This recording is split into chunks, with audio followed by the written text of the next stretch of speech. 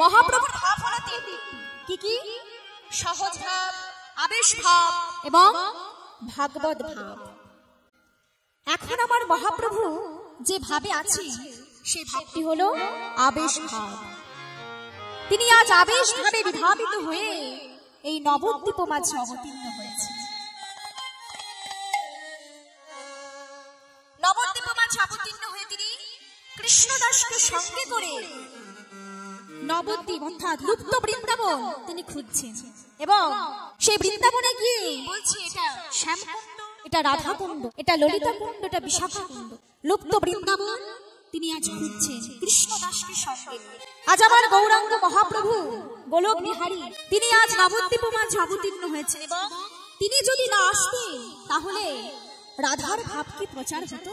রাধার ভাব প্রচার হতো। গৌরাঙ্গ মহাপ্রভু এসেছে এবং তিনি রাধাকে প্রচার করছে। তাই তো বাসুদেব ঘোষ পদকর্তা বলছে, যদি গৌরাঙ্গ না হইতো কেমন হইতো, কেমনে ধরিতাম রে।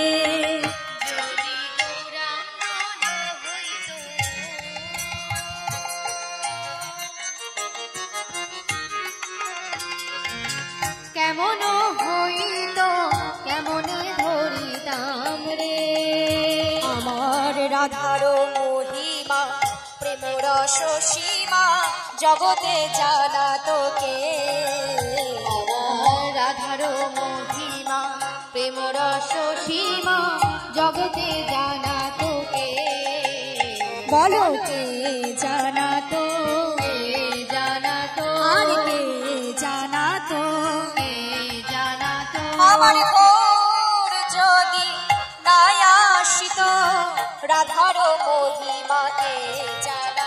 আমার গৌর যদি না আসিত রাধার মহিমাকে জানা।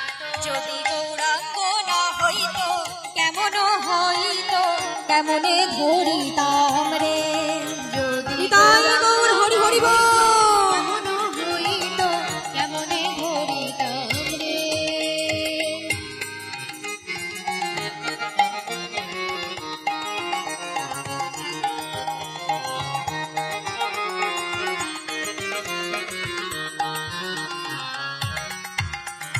মধুর বৃন্দ বিপিন মাধুরী প্রবেশ চাতকী। মধুর বৃন্দ বিপিন মাধুরী প্রবেশ চাতকী। মধুর বৃন্দ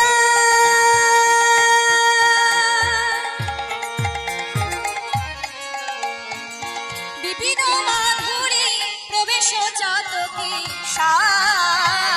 প্রবেশ চাতকী আর বড় যুবতী ভাবের ভগতী। বড় যুবতী ভাবের ভগতী শপথি হইত। তোমরা গাও পুন পুন শ্রী গৌরাঙ্গ গুণ শরণ করিয়া মন হে। তোমরা গাও পুন পুন শ্রী গৌরাঙ্গ গুণ শরণ করিয়া মন হে।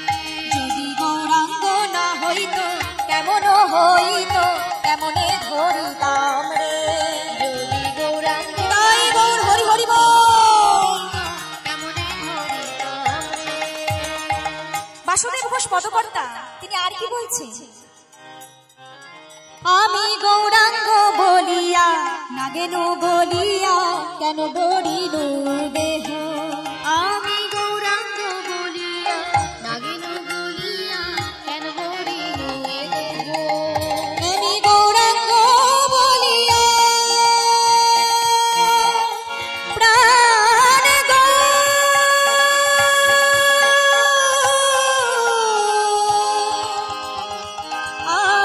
আমার গো। আমি গৌরাঙ্গ বলিয়া নাগেনু গলিয়া কেন বলিনু এ দেহ, কেন বলিনু এ দেহ। আর বাসুদেব হিয়া পাশানো দিয়া, আর বাসুদেব হিয়া পাশানো দিয়া গড়েছিল বলকে গো যদি গৌরাঙ্গ না হইত কেমন হইত কেমনে ধরিতাম রে যদি গৌরাঙ্গ হরি হরি কেমনে ধরিতাম রে। সেই গৌর হরি তিনি যদি না আসতেন তাহলে এই রাধার মহিমা প্রচার হতো না। আজ গৌরাঙ্গ মহাপ্রভু সেই গোলক বিহারী গোবিন্দ তিনি আজ এই নদীয়ার বুকে অবতীর্ণ হয়েছে।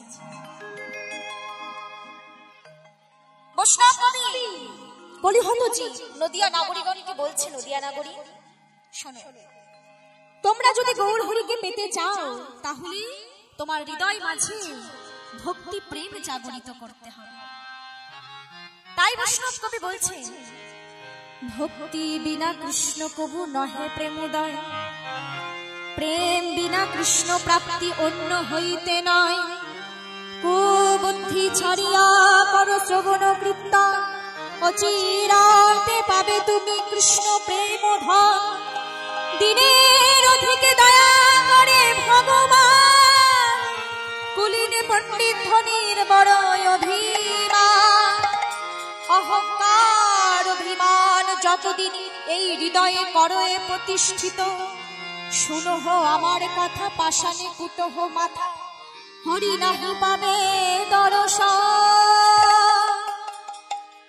ভক্তি বিনা কৃষ্ণ কবু নহে প্রেমোদয়, প্রেম বিনা কৃষ্ণ প্রাপ্তি অন্য হইতে নয়। এই যুগে ভগবানকে পেতে গেলে একমাত্র হৃদয়ে প্রেম জাগরিত করতে হবে। কারণ ত্রেতা যুগে রামচন্দ্র ছিলেন মর্যাদা পুরুষোত্তম, দাপর যুগে শ্রীকৃষ্ণ ছিলেন লীলা পুরুষোত্তম, আর এই কলি যুগে আমার চৈতন্য মহাপ্রভু হলেন প্রেম পুরুষোত্তম। তাই এই যুগে ভগবানকে পেতে গেলে অন্তরে প্রেম ভক্তি চাই। তাই তো বৈষ্ণব কবি বলছে, মন তুলসী ভক্তি চন্দ যে জন তারে দিতে পারে। মন তুলসী ভক্তি চন্দ যে জন তারে দিতে পারে। কাষ্ঠের চন্দন শিলার পরে, কাষ্ঠের চন্দন শিলার পরে ঘষতে হয় না বারে বারে। মন তুলসী ভক্তি চন্দন যে জন তারে দিতে পারে। মন তুলসী ভক্তি চন্দন সাজি ভরা বন ফুলে,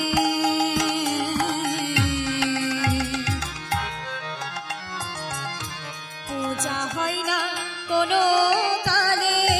সাজি ভরা বন ফুলে,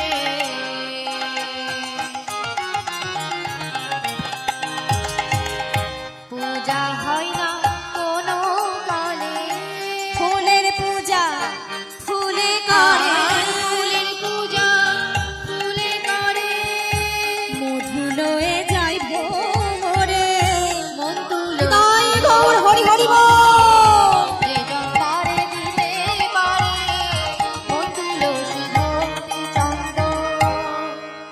মন তুলসী ভক্তি চন্দ্র। বৈষ্ণব কবি বলছে, এই মনটাকে তুলসীবদ্ধ করো এবং ভক্তিটাকে চন্দ্র, সংসারের মায়াবদ্ধ জীব। বৈষ্ণব কবি বলছে, কৃষ্ণ ভজিবার তরে সংসারে আই, মিছা মায়ায় বদ্ধ হইয়া বৃক্ষ সম হয়ে। ফল রূপে পুত্র কন্যা ডাল ভাঙি পড়ে, কাল রূপে সংসারেতে পক্ষবাসা করে। কাল রূপে সংসারেতে পক্ষবাসা করে কেন?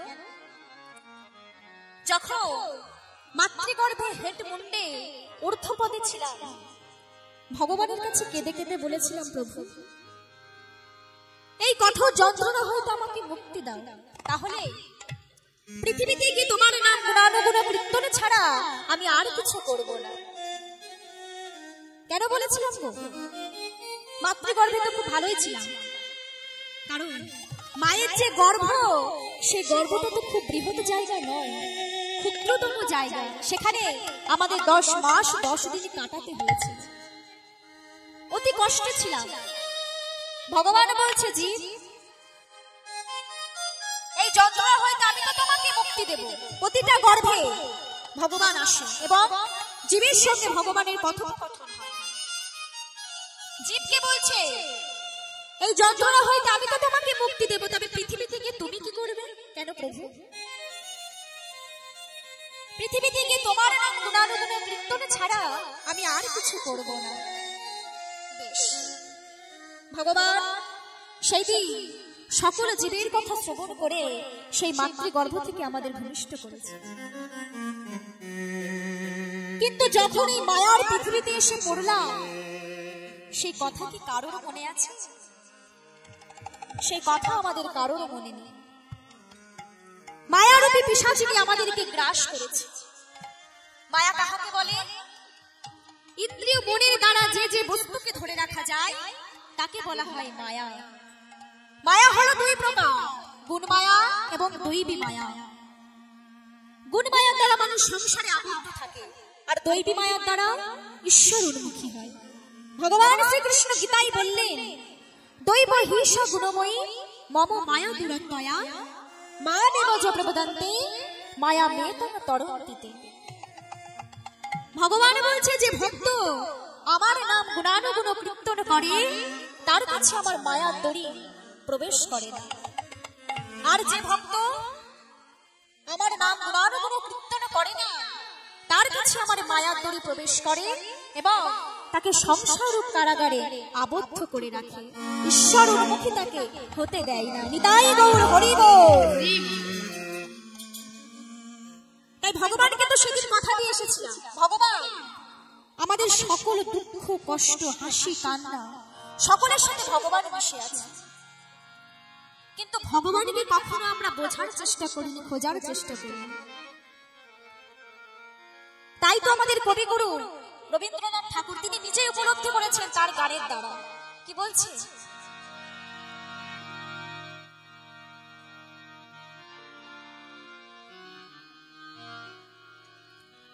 তিনি বলছেন, ভগবান এই হৃদয় মাঝেই আছে, কিন্তু আমরা তাকে কখনো খোঁজার চেষ্টা করি, আমরা তাকে কখনো বোঝার চেষ্টা করি। তাই তিনি বলছেন, আমার হিয়ার মাঝে লুকিয়েছিলে, দেখতে আমি পাইনি, তোমায় দেখতে আমি পাইনি। আমার হিয়ার মাঝে লুকিয়েছিলে, দেখতে আমি পাইনি, তোমায় দেখতে আমি আমার হিয়ার মাঝে লুকিয়েছিলে, দেখতে আমি পাইনি, তোমায় দেখতে আমি পাইনি। বাহির পানে চোখ মেলেছি, বাহির পানে আমার হৃদয় পানে চাইনি, আমার হিয়ার মাঝে লুকিয়েছিলে, দেখতে আমি পাইনি, তোমায় দেখতে আমি পাইনি। আমার হিয়ার মাঝে তাই গৌর হরি হরি বল, দেখতে আমি পাইনি, তোমায় দেখতে আমি পাইনি। প্রভু সকল তীর্থস্থান ভ্রমণ করেছি, কত জায়গায় না গেছি, মন্দিরে গেছি যেখানে যেখানে ভগবান থাকে বিরাজমান, কিন্তু এই যে দেহ মন্দিরে ভগবান আছে এটা কখনো খোঁজার চেষ্টা করি। বাহির পানে আমরা চোখ ফেলেছি, যেটা দেখার নয় সেটা আমরা দেখেছি, সেই কামের প্রতি আমরা আসক্ত হয়েছি, কিন্তু এই হৃদয় মাঝে তিনি যে বিরাজমান, সকল জীবের মধ্যে ভগবান আছে, বৃক্ষের মধ্যে ভগবান আছে, কীট পতঙ্গের মধ্যে ভগবান আছে, কিন্তু আমরা তাকে খোঁজার চেষ্টা করি। আর কি বলছি? আমার সকল ভালোবাসায় সকল আঘাত সকল আশায়, আমার সকল ভালোবাসায় সকল আঘাত সকল আশায় তুমি ছিলে আমার কাছে, তুমি ছিলে। আমি তোমার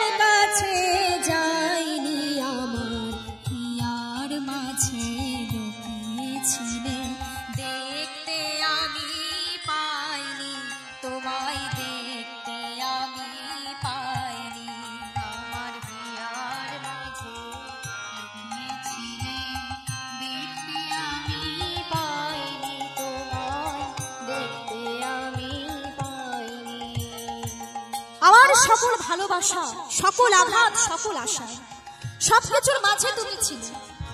যখন আমার দুঃখের সময় ছিল তখন আমি তোমাকে ভজিনি, তোমাকে তোমার নাম গুণানুগুণ কীর্তনও আমরা করি, কিন্তু তার মাঝেও তুমি ছিলে।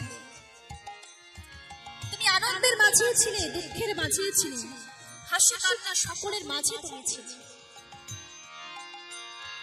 তুমি মোর আনন্দ হয়ে ছিলে আমার খেলায়, আনন্দে তাই হেলেছে দিন, আনন্দে তাই কেটেছে দিন, কেটেছে দিন হেলায়।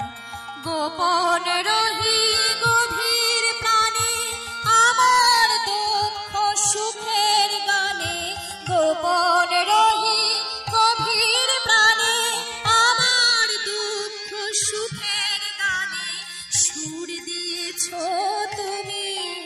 আমি তোমার গান তো গাইনি আমার হিয়ার মাঝে, নিতাই গৌর হরি হরি বল। দেখতে আমি পাইনি তোমায়, দেখতে আমি পাইনি, আমার হিয়ার মাঝে লুকিয়েছিলে, দেখতে আমি পাইনি তোমায়, দেখতে আমি পাইনি।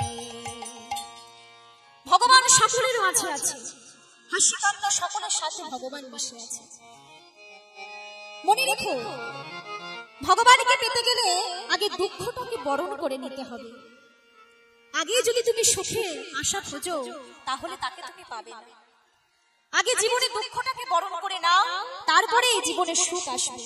ভগবান তিনি এমন সুখ দেবেন, সেই সুখ তুমি নিয়ে বইতে পারবে না, কিন্তু তার আগে তোমাকে কষ্ট করতে হবে, পরিশ্রম করতে হবে তাকে পাওয়ার জন্য। আজ ভগবান বৈষ্ণব কবি বলছেন, এই গৌর হরিকে পেতে গেলে হরি নাম সংকীর্তন করতে হবে।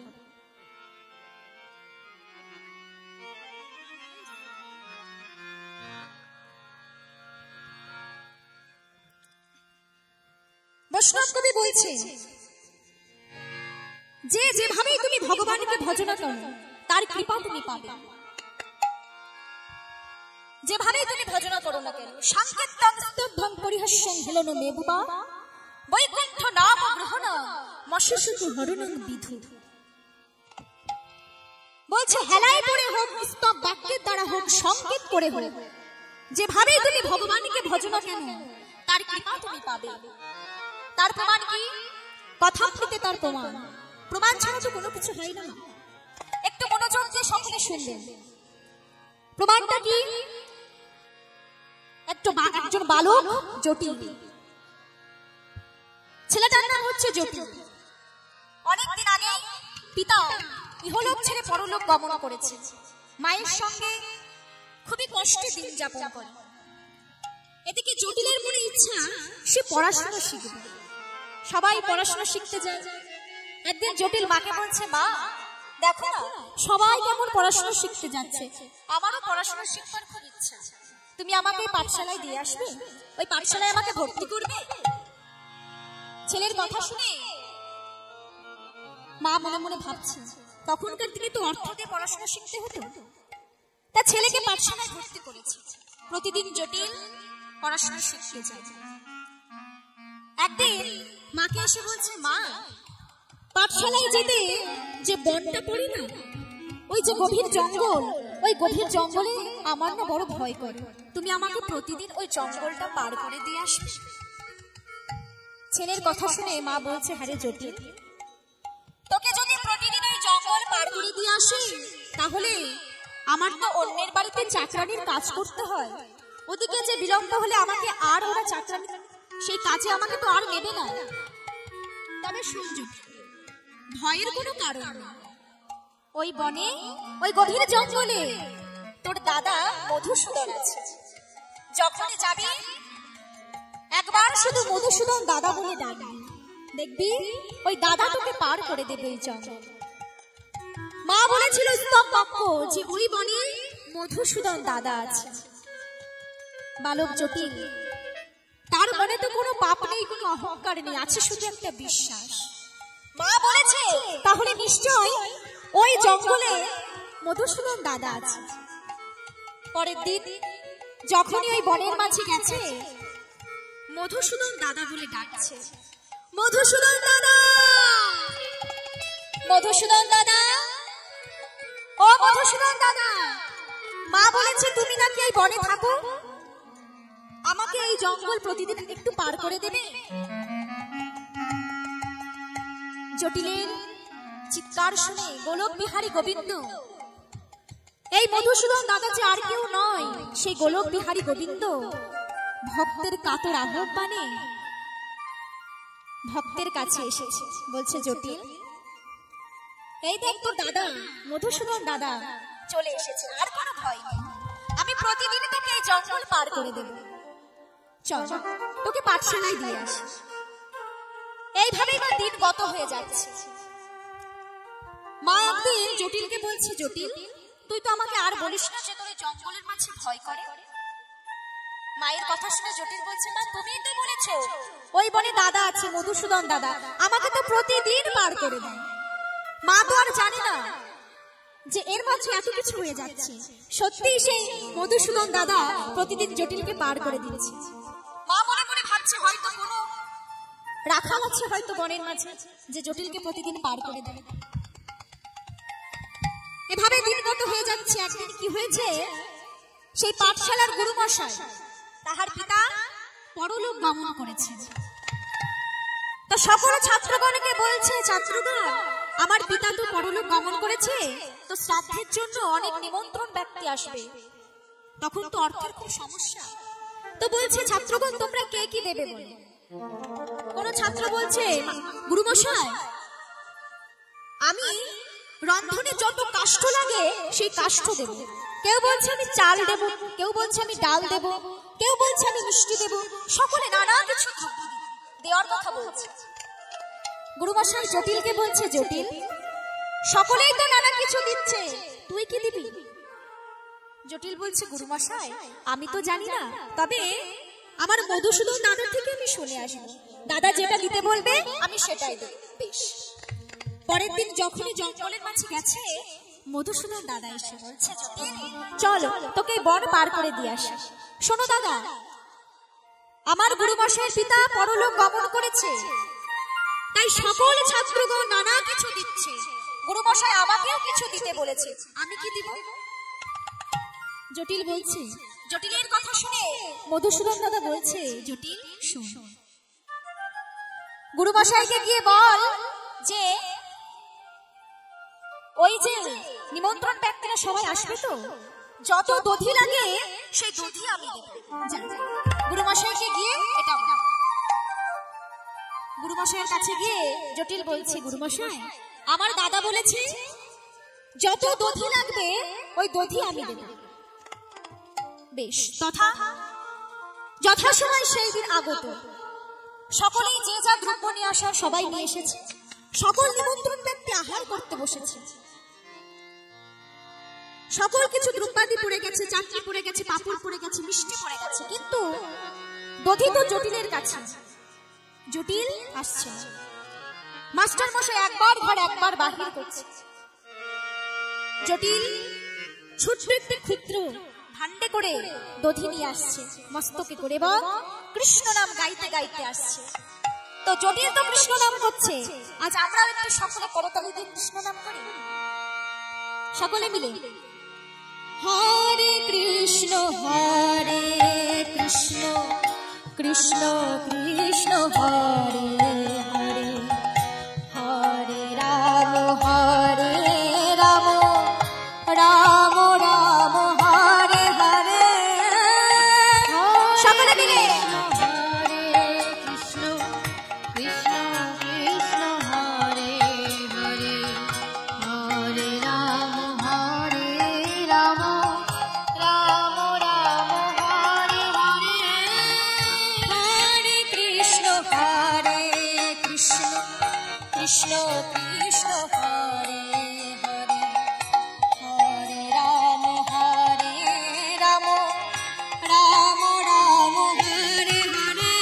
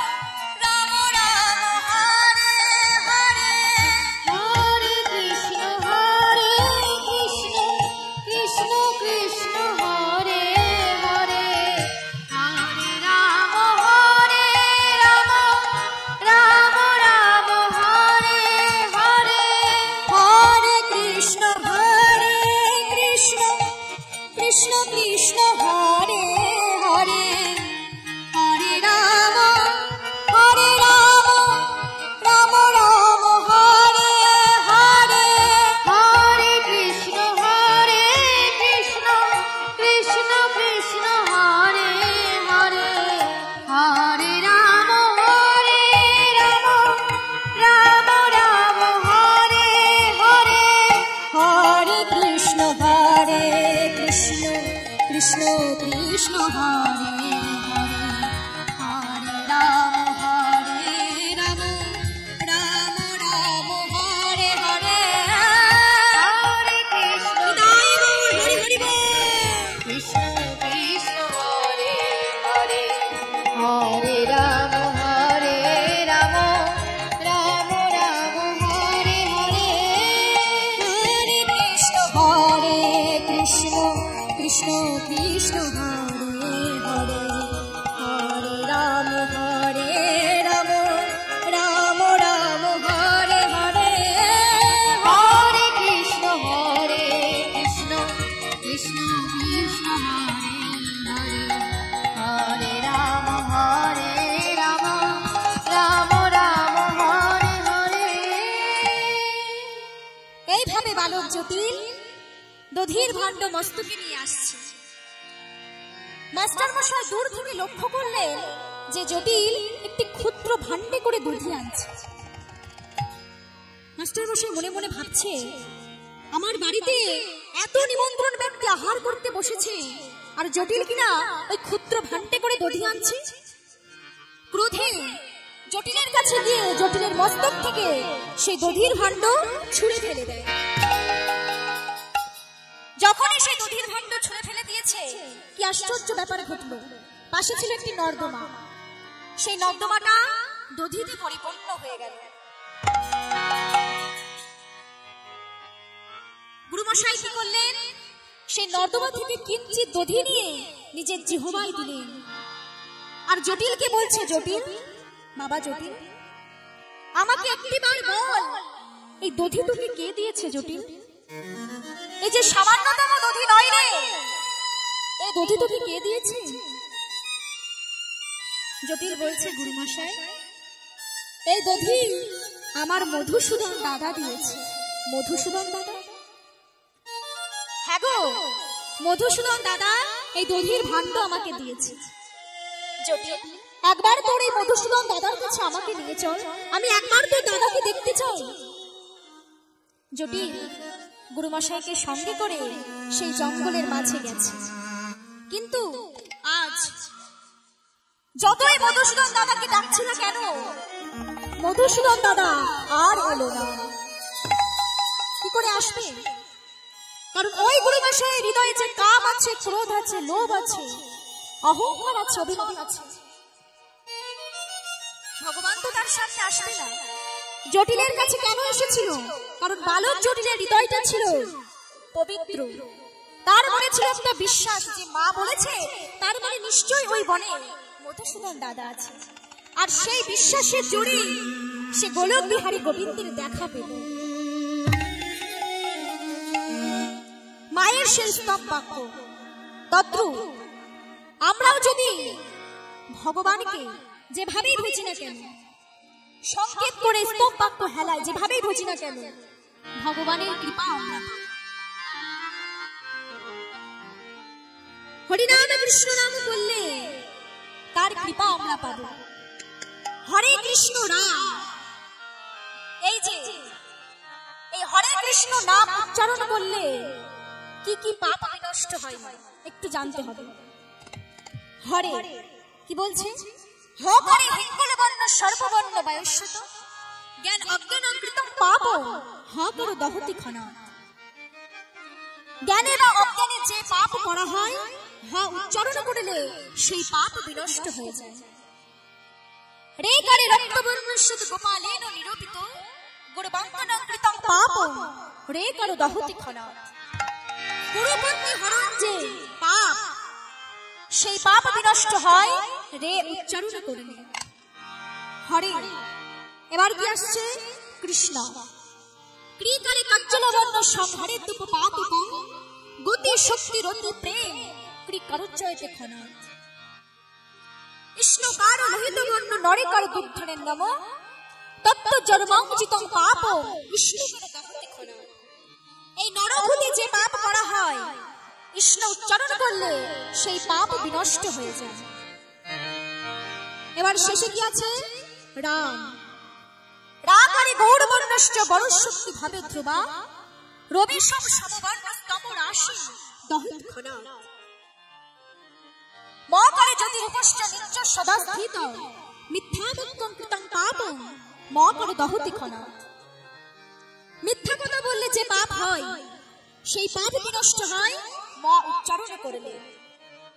তাহলে এই হরে কৃষ্ণ নামে কত ফল আছে, যদি একবার মন প্রাণ দিয়ে সেই নাম কীর্তন করি তাহলে এই পাপ থেকে আমরা উদ্ধার পাব। ভগবান তিনি নিজে বলছেন আমি ভক্ত ছাড়া আর কিছু বুঝি না, ভক্ত ছাড়া আমি আর কিছু বুঝি না, ভক্তই আমার কাছে সব কিছু। একদিন নারদ মুনি ভগবানকে প্রশ্ন করেছিলেন, প্রভু তুমি কোথায় বিরাজমান, প্রভু তুমি কোথায় থাকো? নারদের প্রশ্নে ভগবান উত্তর দিয়েছিলেন, না হম তিষ্ঠামি বৈকুণ্ঠে যোগিনাং হৃদয়ং নচা মদ ভক্ত যত্র গায়ন্তি তত্র তিষ্ঠামি অহম নারদ।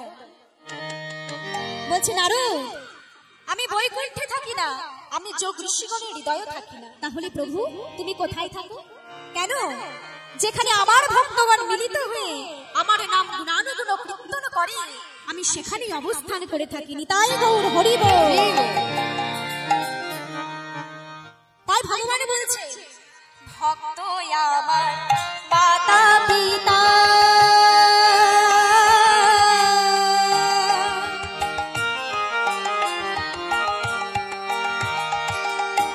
ভক্ত আমার গুরু ভক্ত আমার মাতা পিতা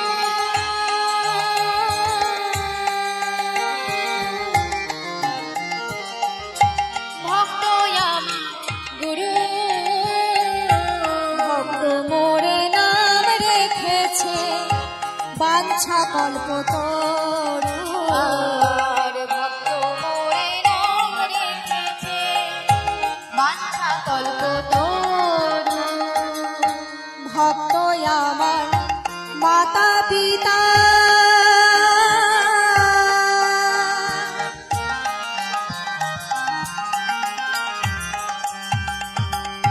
ভক্ত আমার গুরু ভক্ত আমার মাতা পিতা